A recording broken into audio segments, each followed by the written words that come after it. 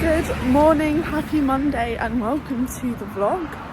I'm feeling really good this morning. It's been really hard balancing uni work and everything else under the sun, but I thought we'll do a little vlog. But I was just thinking, I just feel really happy today. I feel organised, ready for the day. I'm off to the gym to do a strength session, then I'll be able to walk into work. So here's some clips of my lower body strength session, all about maintaining the strength I've built over the last few months and keeping my body feeling robust heading into Worlds. And adding in a little bit of upper into there too, because she's still a calisthenics girl at heart. Okay guys, coaching done. I've done my strength session of the day, so I did strength this morning and then I finished it off at lunch and did some rehab, and I've just coached my class and feeling really good. Work was full on again, a little bit stressful, but I think the fact that I'm taking a little bit more control outside of work is making me feel better. Time for bed. I'm waking up in the morning and I've got a 60-minute easy run to do and an erg session in the evening. But good morning. I've got a run to do, but it's horrible outside. Okay guys, I'm actually gonna swap today and tomorrow, so I'm gonna go and do some Pilates and yoga today, really stretch out.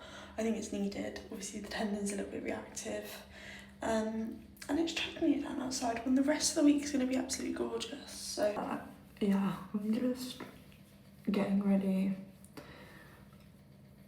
putting some moisturiser on.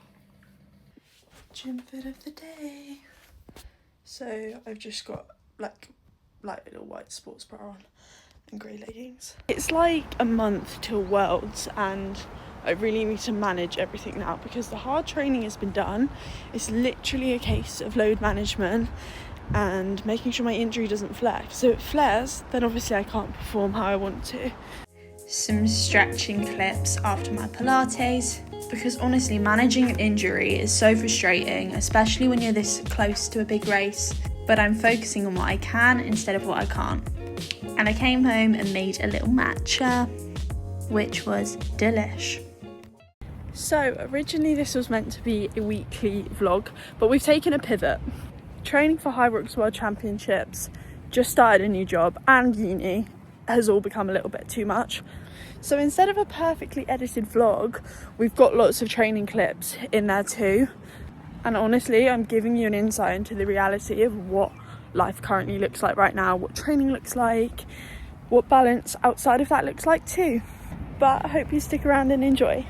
So, whilst training might not look perfect right now, I actually think that's the point. This is one of the very few runs that I've done, and I had to stop multiple times because of pain. Preparing for a World Championship isn't about smashing every session or proving how hard you can work. Like I'm sat on the bike here, sometimes it's about adapting, recovering, and also trusting in all the work I've put in over the years and this season. And honestly, the biggest part was qualifying for Hyrox Worlds. Now it's more about trusting the process, enjoying the experience. But we did indeed do the run and Hyrox session. Naturally, I want to do more, train hard and squeeze in extra sessions. But now we're 2 weeks out, recovery is just as important as training, and that's also about being able to switch off so that I'm ready to perform when the time comes. And here I've swapped a run for the bike again, and on paper it might look like doing less, but it's actually what my body needs, and I really need to respect the load and prevent any further injury damage. As you can tell, I'm still vibing because the sun's been out and it's been lovely training in the sunshine. But I also am still a degree apprentice working 9 to 5. And one thing people underestimate is how much mental fatigue impacts physical performance. Training's only one part of my week. And sometimes your legs aren't tired, it's your brain. So learning to recognise that has probably been one of the biggest lessons this season. And honestly, high stress does not help injury prevention. Dealing with my tendon issues has meant lower running volume, but it's also taught me that being adaptable is one of the most important skills as an athlete, allowing me to train consistently week in, week out. And because of that, recovery's become a huge priority. big fuel all the time. When life gets busy, it's tempting to sacrifice this to fit more in, but fuel and sleep is a huge part of the puzzle. My physio has taught me that more training isn't always the answer either, and I really have to take it back to basics. Joggers and a baggy tee at physio after work, that just shows the reality of everything. I think this training block has taught me that preparation isn't always about doing more. Sometimes it's about knowing when to pull back, when to adapt, and when to prioritise recovery over another session. The last few weeks haven't looked exactly how I imagined they would, but that's sport and that is life. Right now I'm feeling excited, grateful, and honestly proud of the work that's gone into getting here.